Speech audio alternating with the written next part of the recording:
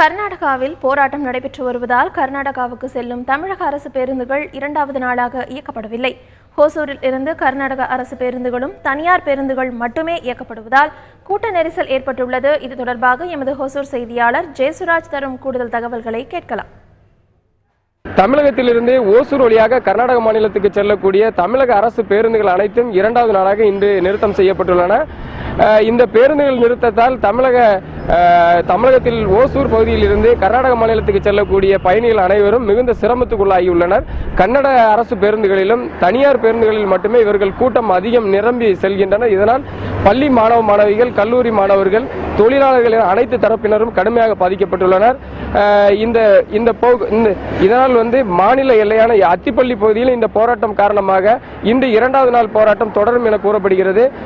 கன்னட ரக்ஷண வேதிக அமைப்பினர் இன்று இரண்டாவது நாளாக இந்த மாநில எல்லையான அத்திப்பள்ளியில் போராட்டத்தை நடத்த உள்ளனர். இதனால் மாநில எல்லையான அத்திப்பள்ளி மற்றும் ஓசூர் மாநில எல்லையான ஜூஜுவாடி பகுதியிலும் தமிழக கர்நாடக போலீசார் பாதுகாப்பு பணியில் ஈடுபட்டுள்ளனர்.